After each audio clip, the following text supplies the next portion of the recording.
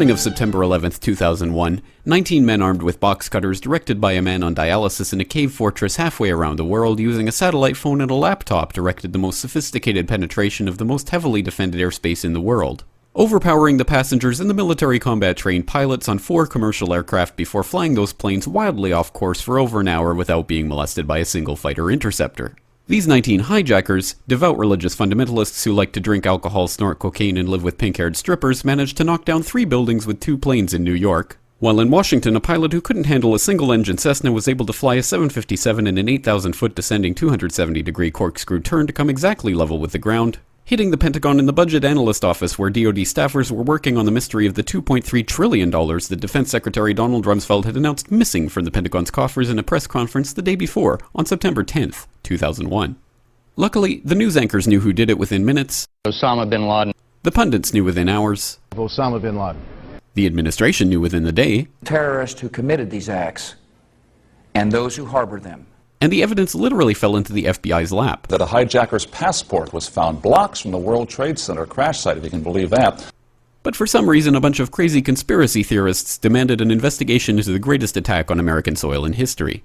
That investigation was delayed, underfunded, set up to fail, a conflict of interest, and a cover-up from start to finish. It was based on testimony extracted through torture, the records of which were destroyed. It failed to mention the existence of WTC-7, Able Danger, P-TECH, Sibel Edmonds, OBL and the CIA, and the drills of hijacked aircraft being flown into buildings that were being simulated at the precise same time that those events were actually happening. It was lied to by the Pentagon, the CIA, the Bush administration, and as for Bush and Cheney, well, no one knows what they told it because they testified in secret, off the record, not under oath, and behind closed doors. It didn't bother to look at who funded the attacks because that question is ultimately of little practical significance. Still, the 9/11 Commission did brilliantly answering all of the questions the public had, except most of the victims' family members' questions, and pinned blame on all the people responsible, although no one so much as lost their job, determining the attacks were failure of imagination. Because Nobody in our government, at least, and I don't think the prior government that could envision flying airplanes into buildings. Except the Pentagon, FEMA, NORAD, and the NRO.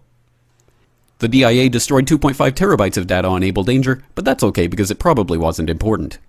The SEC destroyed their records on the investigation into the insider trading before the attacks, but that's okay because destroying the records of the largest investigation in SEC history is just part of routine record keeping. NIST has classified the data that they used for their model of WTC-7's collapse, but that's okay because knowing how they made their model of the collapse would jeopardize public safety. The FBI has argued that all material related to their investigation of 9/11 should be kept secret from the public, but that's okay because the FBI probably has nothing to hide. This man never existed, nor is anything he had to say worthy of your attention, and if you say otherwise, you are a paranoid conspiracy theorist and deserve to be shunned by all of humanity. Likewise him, and her. And her, and her, and him. Osama bin Laden lived in a cave fortress in the hills of Afghanistan, but somehow got away. Then he was hiding out in Tora Bora, but somehow got away. Then he lived in Abbottabad for years, taunting the most comprehensive intelligence dragnet employing the most sophisticated technology in the history of the world for a decade, releasing video after video with complete impunity and getting younger and younger as he did so, before finally being found in a daring SEAL team raid which wasn't recorded on video, in which he didn't resist or use his wife as a human shield, and in which these crack special forces operatives panicked and killed this unarmed man, supposedly the best source of intelligence about those dastardly terrorists on the entire planet. Then they dumped his body in the ocean before telling anyone about it. Then a couple dozen of that team's members died in a helicopter crash in Afghanistan. This is the story of 9/11, brought to you by the media which told you the hard truths about his head could be seen to move violently forward.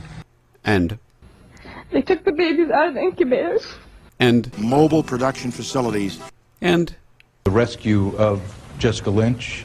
If you have any questions about this story, you are a batshit paranoid tinfoil dog-abusing baby hater and will be reviled by everyone.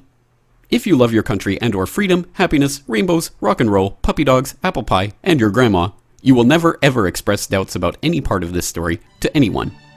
Ever.